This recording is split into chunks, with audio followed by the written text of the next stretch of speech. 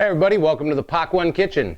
Today I'm going to make one of my favorite recipes for wild game, Kickn buck bites.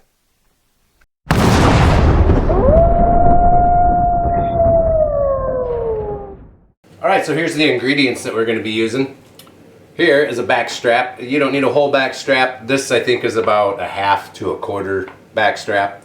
One fresh jalapeno.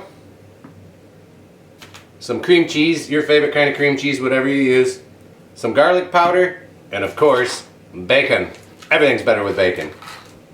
Alright, so the first thing I want to do is I want to take my back strap, and here on the back you can see I got all this silver skin on it. We want to get that off because silver skin does not taste good. And it's basically, if it were beef you'd probably want to leave it on, but since it's deer, we always want to take that off. Anytime you have venison, let's try to get all that silver skin off of there.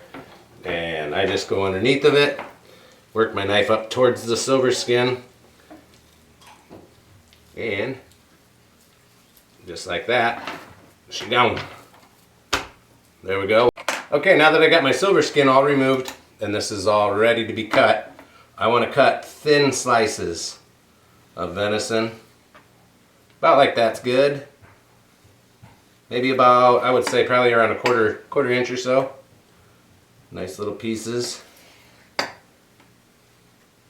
This is one of those recipes where if you run into people that say they don't like venison, this will change their mind for sure. This recipe is great. I've never had anybody tell me, ew, it's gross, I don't like it. And I live with people who aren't big wild game eaters, but even they like this. It's a great hors d'oeuvre. Make it for a football game or, you know, in the summertime, just to cook it. It's delicious.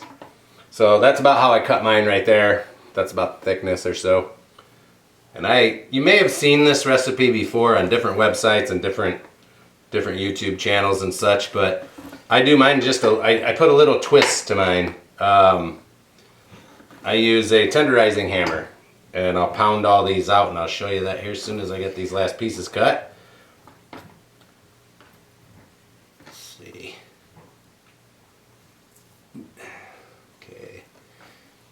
Awesome. Alright, there we go.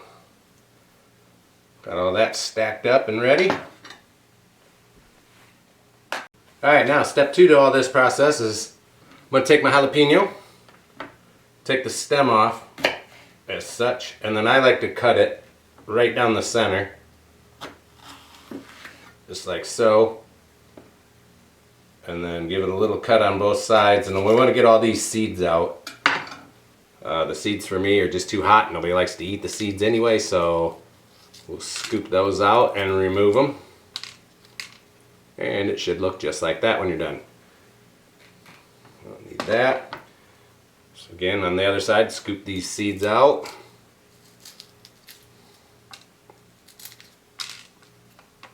Okay. Got that taken care of.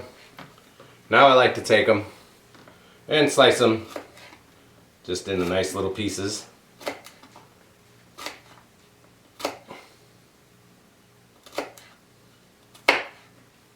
Perfect. Man, you can really smell that jalapeno. It smells delicious. And if you don't want to use a fresh one, you can always get the jarred kind, the pickled ones. Those work too. I've used both. I tend to like the flavor of the fresh. Anything fresh is always going to be better. So there's that. Alright, so now it's time. I'm going to start to get these ready to assemble. Now's the perfect time to go out and start your grill and let that thing warm up. I like to take mine, and this is the part that I do different. I've seen this recipe before online and other places, and it's great. But this is what I do. I use a pounder, tenderizer. And beat it up, just like so. So they look like that. Thin them out. They're a little bit easier to handle and roll. So now what you want to do, I got my cream cheese here. You can use as much or as little. I like to use a pretty good glob. Put a hunk of cream cheese on right in the center. A jalapeno chunk or 2, whatever suits your fancy. You can make them as hot or as you know, mild as you want to. And now what you're going to do is you're going to roll this. I don't know if you can see that. Roll this all together. So now I got my jalapeno cream cheese in the middle, and I got it rolled into a little roll. Now, take yourself a hunk of bacon, got a slice of bacon, and you roll the opposite direction is what we just done. So this is rolled this way, making a loop. Now I take it, give yourself a little room, and fold this up. What this does is it makes it so when you're cooking it, the cream cheese doesn't go shooting out the ends of it. You want to keep all that goodness on the inside. A roller just like so. Grab yourself a toothpick and run yourself a toothpick right through the middle of it. And that is going to be delicious right there. Look at that. As I said, I got my grill going. And I'll just keep continuing on. Beat each one up.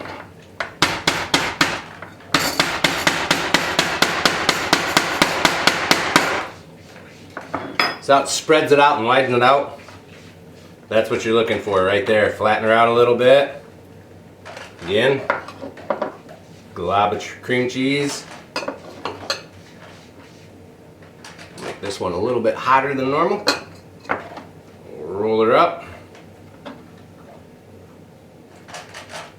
Again, if you don't wrap your bacon the opposite way, a lot of times if you go around, if you wrap it this way, the same rotation as what this is, when you go to grab them with tongs or whatever off your grill, the cream cheese will squirt out, or just the heat will make it squirt out of there.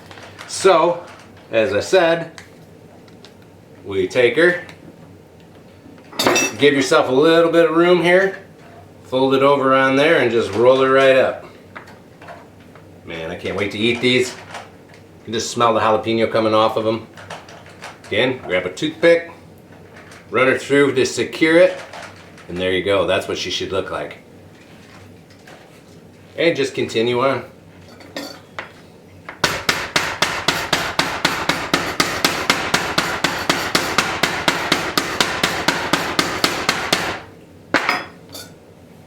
There you go.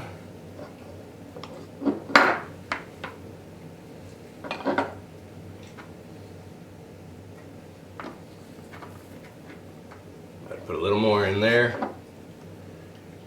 Last time I made these, I didn't put enough cream cheese in them, and I got a few complaints.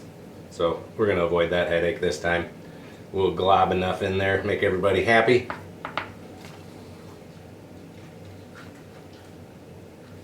And again, you want your grill to be around the 350 mark, and it doesn't really take long.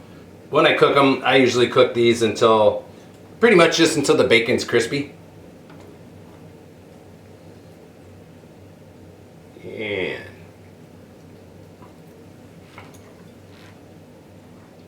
look at that.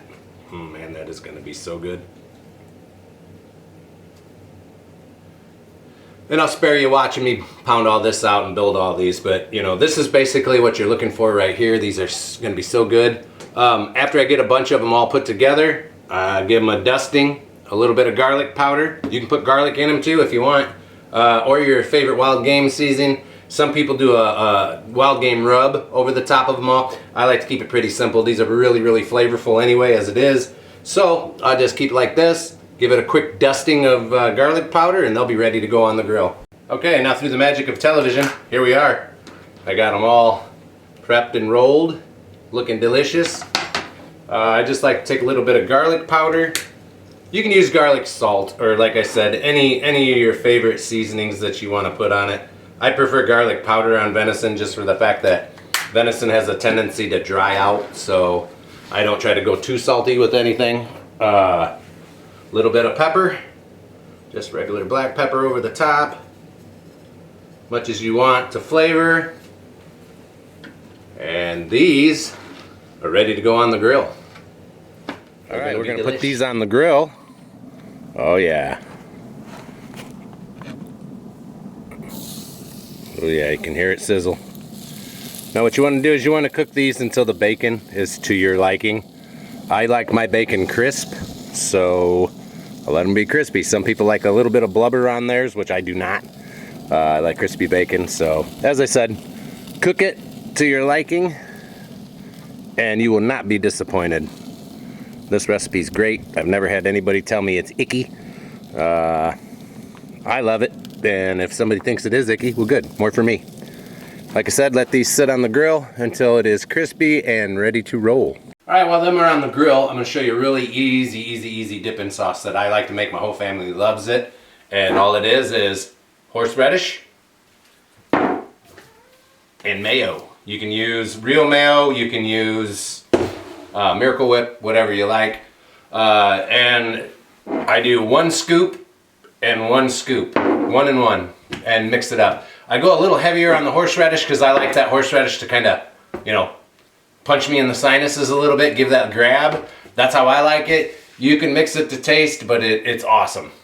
All right, here we go. Like I said, horseradish. I usually like to go 1 for 1, you know, take a good healthy, well, I guess it's, put some horseradish in there, down on the plate, fetch a different spoon,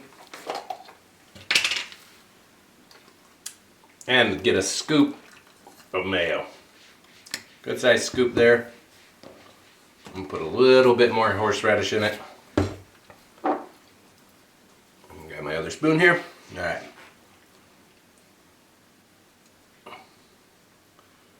I've seen this called horsey sauce at restaurants, but it's super easy to make. Horseradish and mayo. Mix her up, whip her up.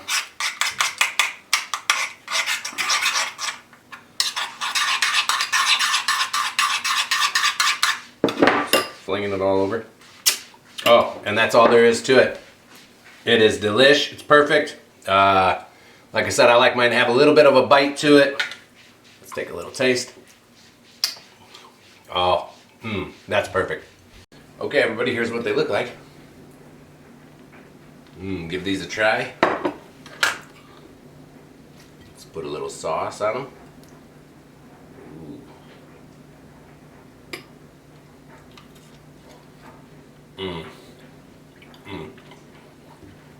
If you don't like these, we can't be friends.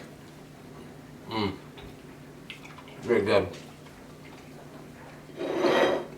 Ooh, they're hot. Thanks for watching. Like and subscribe. Try these. They're great. You'll impress everybody that you eat them. Chef Ramsay would be impressed. Like, subscribe, leave me a comment down below. God bless. Have a good night.